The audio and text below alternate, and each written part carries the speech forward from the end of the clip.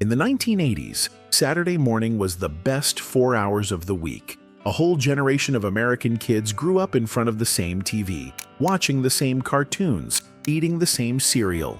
Today, kids can watch anything they want, whenever they want. But we had one morning, one shot, and nothing in the world was going to take it from us. And if you were one of those kids, you are about to remember every second of it. Before we get to the cartoons themselves, we have to talk about the ritual that came first, because every Saturday morning started the exact same way. We got out of bed, walked past our parents' room so we did not wake them, and headed straight for the kitchen. A bowl got filled with Captain Crunch, Lucky Charms, or Golden Grahams. Then we sat 2 feet from the TV, turned the volume low, and wrapped up in a blanket. The house was still quiet, and there was nowhere else in the world we wanted to be. For most of us, Super Friends was the first superhero show we ever saw on television.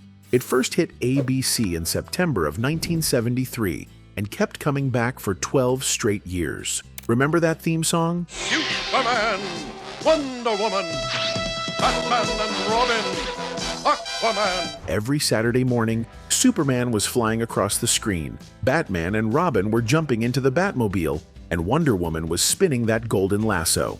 And somewhere in the middle of it all was Aquaman, waving his arms and talking to fish. And every kid watching wanted to be one of them. The Smurfs came out of nowhere, little blue creatures living in mushroom houses, based on a Belgian comic almost nobody in America had ever heard of. NBC put it on the air in September of 1981, and the very first episode pulled in 42% of the kids watching TV that morning. Papa Smurf, Smurfette, Brainy, Jokey, and Gargamel, chasing them with his cat Azrael. It stayed on for 9 seasons without a break, longer than any other Saturday morning cartoon of the decade.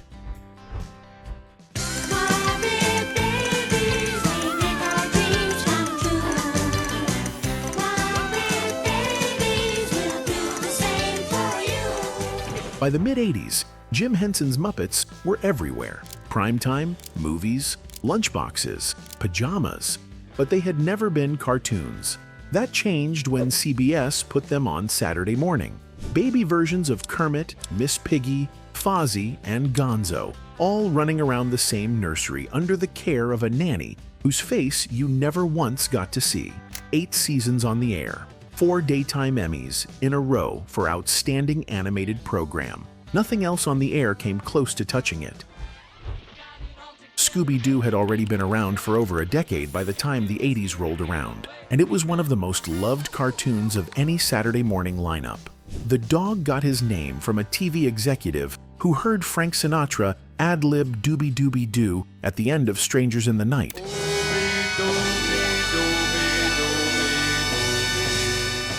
Misheard it as Scooby-Dooby-Doo, and that was that. Shaggy, Fred, Daphne, Velma, and a talking Great Dane, driving around in the Mystery Machine. The monster was always a guy in a rubber mask, and we watched every single week, waiting for Fred to pull it off.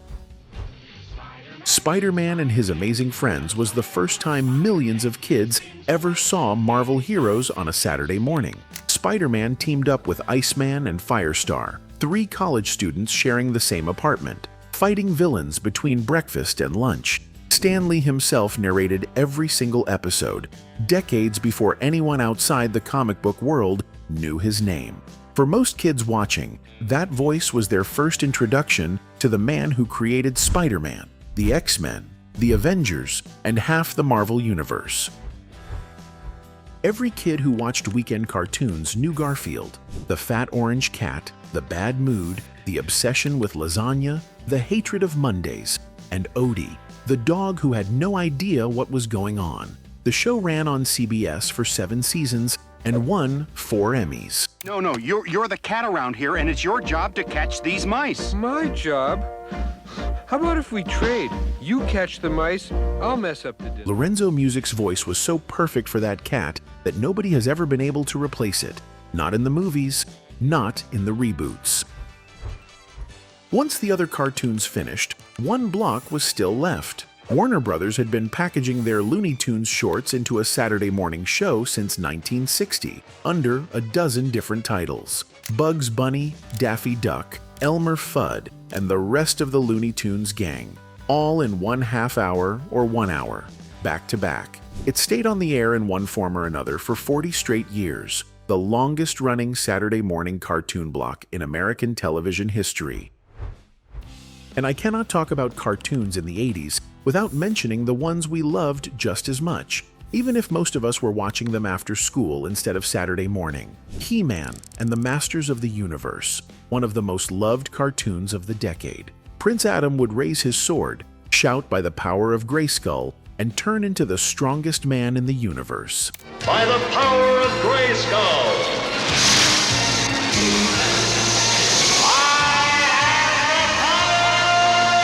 Skeletor lost every single week, but somehow always came back for more.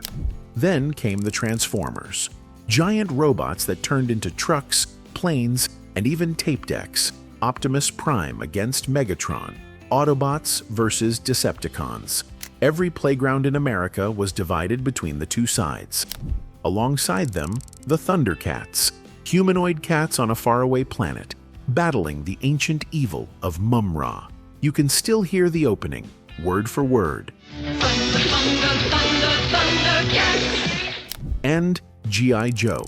Cobra fired 1,000 laser blasts every episode and hit absolutely nothing, and every episode ended the same way. Remember, it's better to tell the truth. And that's no lie. Now we know. And knowing is half the battle. G.I. Joe!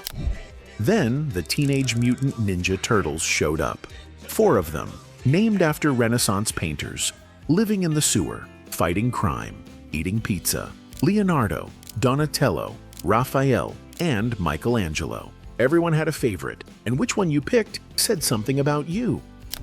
And then Voltron, 5 robot lions, piloted by 5 kids, combining into one giant warrior with a flaming sword. You waited the entire episode for that one transformation, and it never got old. And then, every Saturday, it happened. The last cartoon ended, and you heard those first notes of music, and you knew. Soul Train. Soul Train. That was the signal. Soul Train meant the morning was over. You turned off the TV, and for the kids who stuck around a little longer, WWF Superstars would be on soon after. But most of us were already putting our sneakers on and heading for the front door, because outside was where the rest of Saturday was waiting. The Saturday morning cartoon did not die overnight. In 1990, Congress passed the Children's Television Act, and everything started to change. 2 years later, Cartoon Network went on the air, and suddenly you could watch cartoons anytime you wanted. And when you can watch anytime, there is no reason to wake up at 6 in the morning. The very last Saturday morning cartoon block on American broadcast television aired in September of 2014. It just ended. Kids today can watch anything, anywhere, anytime they want, but they will never feel the magic of waking up before the sun, knowing that for the next 4 hours, the whole morning was yours. We were the last ones who got that, and honestly, we were lucky. That was Saturday morning in America. If you lived it, you remember every second of it. What was your favorite cartoon from back then? Drop it in the comments. And if you enjoyed this one, hit subscribe to Memory Trails. I have got a lot more to remember.